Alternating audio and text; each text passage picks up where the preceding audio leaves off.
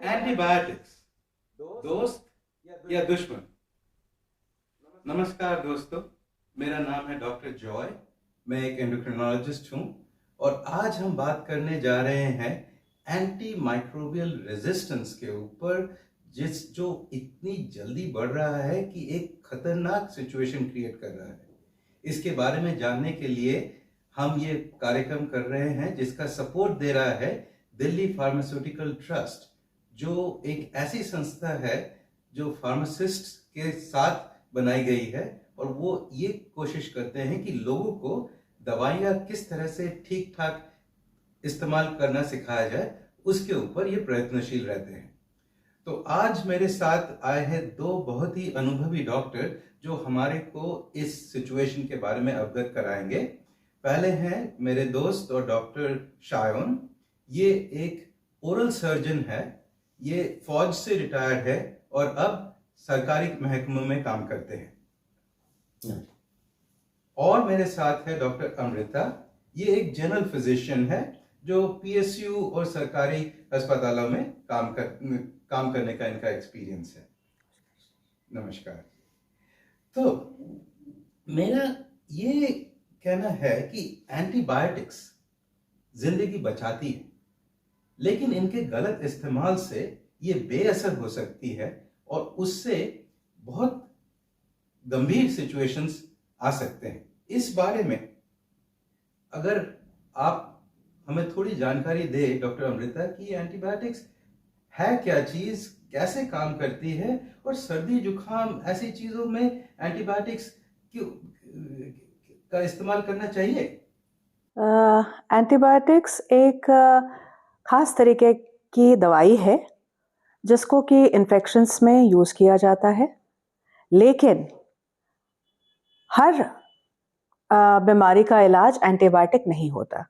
हमारे वातावरण में कई सारी जीवाणु कई सारे होते हैं, जैसे कि बैक्टीरिया, वायरस, प्रोटोजोआ, फंगस, लेकिन सबका इलाज एंटीबायोटिक नहीं होता है। लोगों में गलतफहमी ये है कि हर चीज़ का इलाज एंटीबायोटिक है, लेकिन हम हर चीज़ का इलाज एंटीबायोटिक से नहीं कर सकते हैं। हमारे मुंह के अंदर भी कई सारे जीवाणु कीटाणु हैं, कुछ अच्छे हैं कुछ बुरे हैं। पानी, खाना, हवा, इन सब चीज़ों से हमारे शरीर के अंदर ये जाते हैं, बैठे रहते हैं, अंदर रहते हैं, हमेशा ये बीमारी नहीं फैलाते। कई बार ये बीमारियां होती हैं बाहर की वजह से, मौसम की वजह से, या कुछ खा लिया या कुछ अंदर में इन्फेक्शन चला गया, दांत में दर्द हुआ, उसकी वजह से। ज़रूरी नहीं है हर एक में हम एंटीबायोटिक दें। ज़रूरी है एंटीबायोटिक, लेकिन सिर्फ बैक्टीरिया के लिए। कई बार वायरल इन्फेक्शन में भी लोग सोचते हैं कि एंटीबायोटिक ले लें, वो काम नहीं करेगा, असर नहीं करता। सही बात कहा आपने कि कितने चीजें हैं उनमें एंटीबायोटिक्स का कोई काम नहीं है और वहां पे गलत इस्तेमाल से उनके खिलाफ रेजिस्टेंस बढ़ जाता है, फिर जब जरूरत पड़ती है तब ये काम नहीं करते। तो अभी रिसेंटली एक स्टडी आई थी, उसमें उन्होंने देखा कि भारत में अगर आप आम आदमी को पकड़ के उनके कीटाणु को विश्लेषण करें, 80% कीटाणु ऑलरेडी रेजिस्टेंट है। ये परसेंटेज बाहर के देशों में 10, 15, 20% होती है, लेकिन हमारे यहाँ इतना ज्यादा रेजिस्टेंस है। उससे सबसे बड़ी एक चीज जो हमारे को फेस करनी पड़ रही है कि जब कोई इन्फेक्शन से बीमार होता है, तो अगर आप एक एग्जांपल लीजिए निमोनिया का। अगर आपको निमोनिया होता है रेगुलर कीटाणु से, तो अस्पताल में आपको भर्ती होना पड़ेगा, 3 दिन आपको दवाइयां मिलेगी, खर्चा 70-75 हजार रुपए में काम निपट जाएगा। लेकिन अगर वही निमोनिया रेजिस्टेंट ऑर्गेनिज्म से होती है, तो पहले दवाइयां तो काम नहीं करेगी, महंगी दवाइयां यूज करनी पड़ेगी, ज्यादा दिन रहने पड़ेंगे। तो ऑन एवरेज 15 दिन का टाइम लगता है, उसमें कुछ आईसीयू में भी स्टे हो सकता है और खर्चा 4 से 5 लाख तक। बिल्कुल, ये तो बहुत ही मुश्किल वाली बात हो गई। तो आप ये बताइए, ये क्यों हो रहा है हमारे कम्युनिटी में? ये एंटीबायोटिक के मिसयूज की वजह से है। हमें थोड़ी सी दांत में दर्द हुआ या थोड़ा कहीं पे सर में दर्द हुआ, हल्का टेम्परेचर आया, हल्का बुखार आया, हम केमिस्ट के पास गए, उनको बोला कुछ दवाइयाँ दे दीजिए, एंटीबायोटिक लिया, खा लिया, 2 दिन में ठीक हो गए। उसके बाद फिर उसको बंद कर दिया, उसको बचा के रखा कि फिर अगली बार जब बीमार पड़ेंगे तो उसी को खाएंगे। ज़रूरी नहीं है कि वो अगली बार भी काम करे। दूसरा ये भी होता है कि अगर डॉक्टर ने या केमिस्ट ने उसको बोला एंटीबायोटिक आप 3 बार कैप्सूल या टैबलेट ले लेना, तो लोग समझते हैं कि डोज बहुत ज़्यादा हो रहा है, एक बार में लेके दिन में 1 बार लिया और उसके बाद 3 दिन लेके उसको बंद कर दिया। वो सोचते हैं वो ठीक हो जाएंगे, लेकिन बाद में 4-5 दिन बाद फिर से दोबारा उसी प्रॉब्लम को लेके आते हैं, जिसको हम उन्हीं दवाओं से नहीं ठीक कर सकते। फिर जिस दवाई को वो 100 या 200 रुपए में जो दवाइयाँ उन्होंने खरीद के इलाज किया, वही दवाइयाँ जो है उनके हज़ारों में चली जाती हैं, वही दवाइयाँ उनको हज़ारों रुपए में खरीदनी पड़ती हैं। सही बात है, ये बहुत ही कंसर्निंग क्वेश्चन है। आज से लगभग 100 साल पहले एंटीबायोटिक्स का डिस्कवरी हुआ। उससे पहले छोटी छोटी इन्फेक्शंस जानलेवा हो सकती थी, लेकिन आज ऐसा दौर आ गया है कि हमारे मिसयूज करने से एंटीबायोटिक्स का असर इतना कम हो गया है कि हम एक ऐसे एरा में घुसने वाले हैं जहां पे एंटीबायोटिक्स काम नहीं करेंगी। जो कीटाणु हैं वो बन गए हैं सुपर बग। सुपर बग का मतलब है कि कोई भी एंटीबायोटिक उन पे काम नहीं करेगी, और जब एंटीबायोटिक कोई काम नहीं करेगी फिर रहा क्या? कुछ भी नहीं। सो हो सकता है we are going back 100 years, जब छोटे छोटे infection, even pregnancy led to people dying. So अगर ऐसा सिचुएशन है कि हमारे पर कोई दवा काम नहीं कर रही कीटाणु मारने के लिए, चाहे कितना भी पैसा खर्चा करो, फाइनली ये तो जानलेवा हो जाएगी। हाँ बिल्कुल। सॉरी, दवाइयाँ काम नहीं करेंगी। जो छोटी मोटी बीमारियां हैं वो इतनी भयावह रूप लेंगी कि आम फिजिशियन के हाथ में नहीं रहेगा। हम सर्जन के हाथ में ये रहेगा कि हम आधे से ज़्यादा आपके शरीर के अंग प्रत्यंगों को काट के फेंकें। क्यों? क्योंकि वो इतने हद तक इन्फेक्टेड रहेंगी कि उनको शरीर के साथ जोड़ना, अर्थात आपके जान ओ माल को खतरे में डालना और जान के नुकसान करना होगा। आगे के दिनों में आई थिंक जनरल फिजिशियंस का और ज़्यादा रोल होगा एंड इनके काम और चैलेंजिंग होने वाली हैं। बिल्कुल।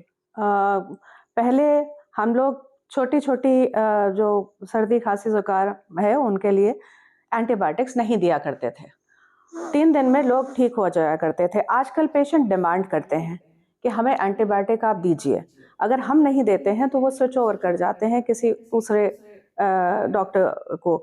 उनसे वो लोग कहते हैं कंप्लाई करते हैं या नहीं करते हैं, लेकिन अगर वो भी नहीं कंप्लाई करते हैं तो वो ओवर द काउंटर दवाइयों को खरीद के खाते हैं। यही सबसे बड़ा रीज़न है एंटीबायोटिक रेजिस्टेंस का। आप दोनों का बहुत बहुत धन्यवाद हमारे को इस बहुत इम्पोर्टेंट मुद्दे के बारे में बताने के लिए। तो अब हम चलते हैं हमारे नेक्स्ट सेक्शन में, जिसको मैं कहता हूँ मिथ बस्टिंग सेशन।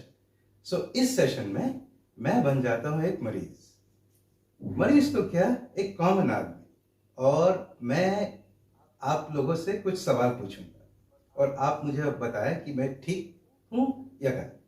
ठीक है? Are we ready? अरे यार, मेरे ना कल से ही गले में बड़ा खराश और दर्द चल रहा है। मैं सोच रहा हूँ थोड़ा सा एंटीबायोटिक ले लूं, उससे जल्दी ठीक हो जाएगा। क्या कहते हो? बिल्कुल नहीं।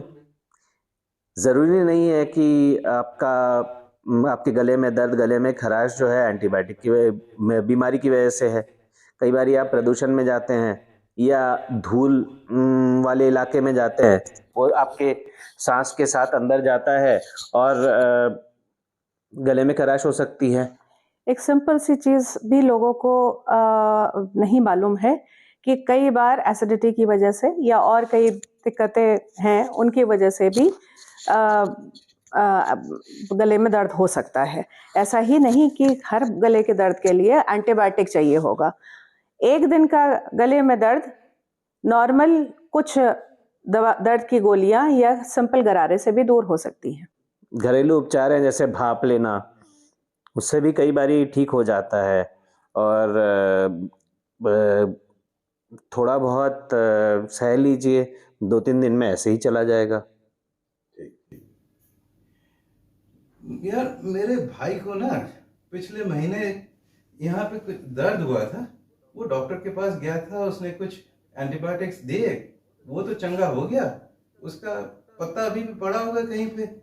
मुझे भी थोड़ा सा ना ये कुछ अजीब अजीब सा लग रहा है, मैं सोच रहा हूँ वो पत्ते में जितने बाकी है वो खत्म करके देखता हूँ कैसा होता है। क्या कहते हो आप मैडम? आपके भाई और आपका शरीर एक नहीं है। आपके भाई की बीमारी और आपकी बीमारी अलग हो सकती है। और आप जो दवाइयाँ वो उन्होंने जो दवाई खाई और उससे ठीक हो गए, उन्हीं दवाइयों से आपको तकलीफ भी हो सकती है। आपको लूज मोशंस लग सकते हैं, आपके पेट में दर्द हो सकता है या और कोई तकलीफ भी हो सकती है। कई सारी केवल दवाइयों के एडमिनिस्ट्रेशन से ही कई कॉम्प्लिकेशंस हो जाते हैं। यहाँ तक कि बोन मैरो डिप्रेशन भी हो जाता है कई सारी दवाइयों से। यही लोगों को इसी के बारे में हमें जानकारी देनी है और इस एंटीबायोटिक्स के रेजिस्टेंस को हमें प्रिवेंट करना है। और एक चीज़ भी है, कई सारी एंटीबायोटिक्स से आँख में धुंधलापन, तेज़ रोशनी से आँखों में जलन, दिमाग की नसों का कमज़ोर होना, विभिन्न तरह के हार्ट के यानी दिल के बीमारियाँ, पेट के अंदर के आंतों के अंदर के लेयर्स ख़त्म हो जाते हैं एंटीबायोटिक्स से। आपकी किडनी लिवर पर असर पड़ता है, आपके पित्त में असर पड़ता है, आपके स्प्लीन और पैनक्रियास पे असर पड़ता है, जिससे कि आपको डायबिटीज़ हो सकती है, आपको कई सारी और बीमारियां हो सकती हैं। एंटीबायोटिक के गलत सेवन से ये भी होता है, तो इससे बिल्कुल बचें, बिल्कुल डरें, नहीं तो फिर आपकी तबीयत और ज़्यादा खराब होने की संभावना है। बाप रे, आपने तो मुझे डरा दिया। ये तो सही बात है, एंटीबायोटिक्स बहुत चेतावनी के साथ लेना चाहिए, अरे गरे नहीं चाहिए। तो अब ये हुआ कि मेरे को तो इन्फेक्शन हुआ था, डॉक्टर ने दिया 5 दिन का कोर्स की दवाई दी, आज तीसरा दिन है, दवा तो असर कर गई ना, तो मुझे बुखार है ना मेरे को जलन हो रही है। मैं सोच रहा हूँ अब बंद ही कर दूं, इसमें और लेने की क्या जरूरत है, इतनी इतनी डरावनी चीजें होती है एंटीबायोटिक से और महंगी भी है। मेरा हो गया 3 दिन में काम निकल गया, मैं बंद करता हूँ। कर दूं? बिल्कुल नहीं, बिल्कुल नहीं, बिल्कुल नहीं। गलती से भी नहीं। गलती से भी नहीं। क्यों? क्योंकि फिर वो आज जो आपकी बीमारी है वो अभी संपूर्णतः अर्थात मूलतः खत्म नहीं हुई है, पूरा खत्म नहीं हुआ है। वो सिर्फ शुरू के थोड़े से जो दवाइयों के खाने के बाद आपका बीमारी थोड़ा दबा है, एंड उसके बाद वो आगे और बढ़ सकता है। इसीलिए एंटीबायोटिक्स कब देनी है, कितनी डोज में देनी है और कब तक देनी है, ये होना बहुत ज़रूरी है, ये जानना बहुत ज़रूरी है और इसके लिए आपको चिकित्सक के पास जाना बहुत ज़रूरी है। ये आपने बहुत अच्छी तरह से एक्सप्लेन किया। जो मेरे को समझ में आ रहा है कि आप किसी के साथ झगड़ा होता है, एक गुंडा है मोहल्ले का, वो आपकी माँ बहन को तंग कर रहा है और आपने डिसाइड किया कि इसको तो खत्म करना ही है। आप गए, उसको मारने लगे, वो बैठ गया लेकिन थोड़ा सा ही बेहोश हुआ है। तो आपने अगर उसको लास्ट तक पीटना था तो आप उसको खत्म कर सकते थे, लेकिन आप उसको छोड़ के आ गए।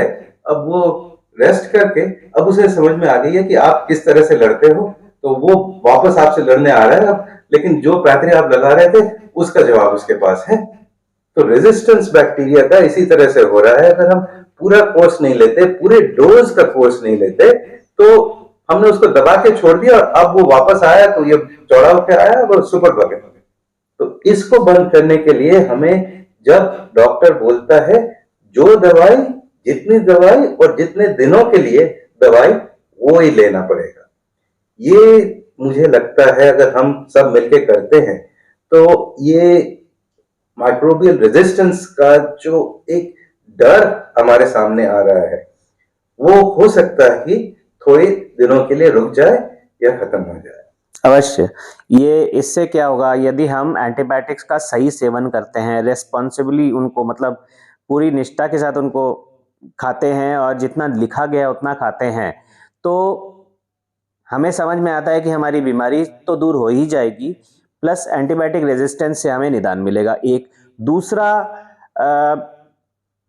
सही रास्ते, सही मायने में अगर हम अपना काम करते हैं, एंटीबायोटिक का सही सेवन करते हैं, मतलब जैसे कि जहाँ ज़रूरत नहीं है वहाँ नहीं खाते, जो बचा पड़ा हुआ है उसका इस्तेमाल नहीं करते, बिना डॉक्टरी सलाह के हम एंटीबायोटिक्स नहीं लेते, तो आने वाले समय में ये जो रेजिस्टेंस पनपा है, ये जो रेजिस्टेंस सर उठा के बैठा है, ये हो सकता है धीरे-धीरे हमारे शरीर की प्रतिरोधी क्षमता के साथ बढ़ने के साथ-साथ ये भी धीरे-धीरे खत्म हो जाए। हम बीमार कम पड़े आने वाले दिनों में, क्यों? क्योंकि हम दवाइयाँ कम खा रहे हैं। और बिल्कुल फाइनेंशियली भी हमें बहुत बड़ा इसमें रिलीफ मिलेगा, क्योंकि हमारी जो सिंपल वाली एंटीबायोटिक्स हैं जो कि बहुत सस्ती हैं, उनसे ही हमारा काम हो जाएगा और फिर हमें हॉस्पिटलाइजेशन की ज़रूरत नहीं पड़ेगी या फिर बहुत महंगे वाले एंटीबायोटिक्स, हायर एंड एंटीबायोटिक्स की ज़रूरत नहीं पड़ेगी। धन्यवाद। आप लोगों का बहुत-बहुत धन्यवाद जो आपने इतना टाइम लेके हमको इसके बारे में समझाया। ये चीज़ हम हैंडल कर सकते हैं, लेकिन हम सबको एक साथ करना पड़ेगा। अगर हम डिमांड करते हैं किसी चीज़ की, तो कोई ना कोई हमें दवाई दे ही देगा। हमें जानना चाहिए कि जब डॉक्टर सलाह दे रहा है, वो हमारे भले के लिए ही दे रहा है और इसलिए हमें जब ज़रूरत तभी दवाई लेनी चाहिए और जब ज़रूरत है तो पूरी दवाई लेनी चाहिए। बिल्कुल। आज के एंड में कंक्लूजन में अगर आप एक कंक्लूडिंग स्टेटमेंट देना चाहते हैं डॉक्टर अमृता, जो जनता को आप बोलना चाहते हैं, एक लाइन में आप क्या बोलना चाहेंगे? मैं जनता को यही बोलना चाहती हूँ कि दवाइयाँ केवल डॉक्टर की सलाह से ही लें, क्योंकि अगर ऐसा नहीं करते हैं तो आपका एक गलत कदम आपके और आपके परिवार के लिए हानिकारक हो सकता है, जानलेवा हो सकता है। Thank you. डॉक्टर शायन? मेरे हिसाब से हर एक बीमारी में, जैसे दांत मुंह के हर एक रोग में, गले के आम खराश में, छाती में भारीपन है, या आपको शरीर में कुछ जलन है, चुभन है, या पेट में दर्द है, पेट खराब है, हर एक चीज़ में हमें एंटीबायोटिक की ज़रूरत नहीं है। कई बारी हम अगर अपना अपने खान-पान पे ध्यान देते हैं, थोड़ी कसरत वर्जिश करते हैं और थोड़ा रेस्ट करते हैं, तो हमारी तबीयत अपने आप ठीक हो जाती है। ये हमारे अपने शरीर की प्रतिरोधी क्षमता है। हमारा शरीर वंडरफुल है। अपने आप को ठीक कर देता है। ये हमारे शरीर के अंदर है। तो ये चीज़ हमें ध्यान रखना होगा। बहुत ठीक बोला आपने। आप लोगों का भी बहुत-बहुत अभिनंदन कि आप इतने टाइम हमारे साथ बने रहे। ये बहुत ही इम्पोर्टेंट टॉपिक के बारे में आपने समझा, सोचा और हम ये चाहते हैं कि आप इसके ऊपर कदम उठाएँ। आपका स्वास्थ्य भला रहे, वही हमारी तमन्ना है। Thank you very much.